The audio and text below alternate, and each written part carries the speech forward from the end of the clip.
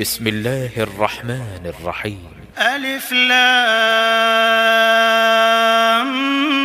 ميم. غلبت الروم في أدنى الأرض وهم من بعد غلبهم سيغلبون في بضع سنين. لله الأمر من قبل ومن بعد ويومئذ يفرح المؤمنون بنصر الله ينصر من يشاء وهو العزيز الرحيم. وعد الله لا يخلف الله وعده ولكن أكثر الناس لا يعلمون ظاهرا من الحياة الدنيا وهم عن الآخرة هم غافلون. أولم يتفكروا في أنفسهم ما خلق الله السماوات والأرض وما بينهما إلا بالحق وأجل مسمى وإن كثيرا من الناس بلقاء ربهم لكافرون. أولم يسيروا في الأرض فينظروا كيف كان عاقبة الذين من قبلهم كانوا أشد منهم قوة وأثاروا الأرض وعمروها أكثر مما عمروها وجاءتهم رسلهم بالبينات فما كان الله ليظلمهم ولكن كانوا أنفسهم يظلمون. ثم كان عاقبة الذين أساءوا السوء أن كذبوا بآيات الله وكانوا بها يستهزئون. الله يبدأ الخلق ثم يعيده ثم إليه ترجعون. ويوم تقوم الساعة يبلس المجرمون ولم يكن لهم من شركائهم شفعاء وكانوا بشركائهم كافرين. ويوم تقوم الساعة يومئذ يتفرقون فأما الذين آمنوا وعملوا الصالحات فهم في روضة يحبرون وأما الذين كفروا وكذبوا بآياتنا ولقاء الآخرة فأولئك في العذاب محضرون. فسبحان الله حين تمسون وحين تصبحون وله الحمد في السماوات والأرض وعشيا وحين تظهرون. يخرج الحي من الميت ويخرج الميت من الحي ويحيي الأرض بعد موتها وكذلك تخرجون. ومن آياته أن خلقكم من تراب ثم إذا أنتم بشر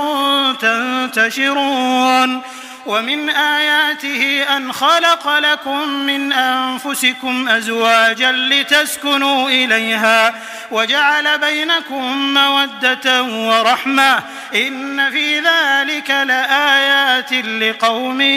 يتفكرون. ومن آياته خلق السماوات والأرض واختلاف ألسنتكم وألوانكم إن في ذلك لآيات للعالمين. ومن آياته منامكم بالليل والنهار وابتغاؤكم من فضله إن في ذلك لآيات لقوم يسمعون. ومن آياته يريكم البرق خوفا وطمعا وينزل من السماء ماء فيحيي به الأرض بعد موتها إن في ذلك لآيات لقوم يعقلون. ومن آياته أن تقوم السماء والأرض بأمره ثم إذا دعاكم دعوة من الأرض إذا أنتم تخرجون. وله من في السماوات والأرض كل له قانتون. وهو الذي يبدأ الخلق ثم يعيده وهو أهون عليه وله المثل الأعلى في السماوات والأرض وهو العزيز الحكيم. ضرب لكم مثلا من أنفسكم هل لكم مما ملكت أيمانكم من شركاء فيما رزقناكم فأنتم فيه سواء تخافونهم كخيفتكم أنفسكم كذلك نفصل الآيات لقوم يعقلون بل اتبع الذين ظلموا أهواءهم بغير علم فمن يهدي من أضل الله وما لهم من ناصرين فأقم وجهك للدين حنيفا فطرة الله التي فطر الناس عليها لا تبديل لخلق الله ذلك الدين القيم ولكن أكثر الناس لا يعلمون منيبين إليه واتقوه وأقيموا الصلاة ولا تكونوا من المشركين من الذين فرقوا دينهم وكانوا شيعا كل حزب بما لديهم فرحون وإذا مس الناس ضر دعوا ربهم منيبين إليه ثم إذا أذاقهم منه رحمة إذا فريق منهم بربهم يشركون ليكفروا بما آتيناهم فتمتعوا فسوف تعلمون أم أنزلنا عليهم سلطانا فهو يتكلم بما كانوا به يشركون وإذا أذقنا الناس رحمة فرحوا بها وإن تصبهم سيئة بما قدمت أيديهم إذا هم يقنطون أولم يروا أن الله يبسط الرزق لمن يشاء ويقدر إن في ذلك لآيات لقوم يؤمنون فآت ذا القربى حقه والمسكين وابن السبيل ذلك خير للذين يريدون وجه الله وأولئك هم المفلحون وما آتيتم من ربا ليربو في أموال الناس فلا يربو عند الله وما آتيتم من زكاة تريدون وجه الله فأولئك هم المضعفون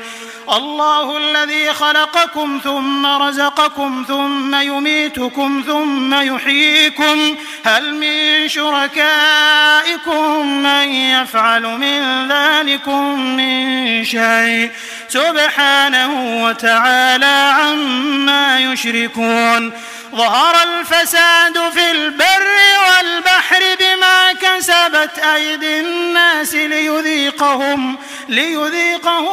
بعض الذي عملوا لعلهم يرجعون قل سيروا في الأرض فانظروا كيف كان عاقبة الذين من قبل كان أكثرهم مشركين فأقم وجهك للدين القيم من قبل أن يأتي يوم لا مرد له من الله يومئذ يصدعون من كفر فعليه كفره ومن عمل صالحا فلأنفسهم يمهدون ليجزي الذين آمنوا وعملوا الصالحات من فضله إنه لا يحب الكافرين ومن آياته أن يرسل الرياح مبشرات وليذيقكم من رحمته ولتجري الفلك بأمره ولتبتغوا من فضله ولعلكم تشكرون ولقد أرسلنا من قبلك رسلا إلى قومهم فجاءوهم بالبينات فانتقمنا من الذين أجرموا وكان حقا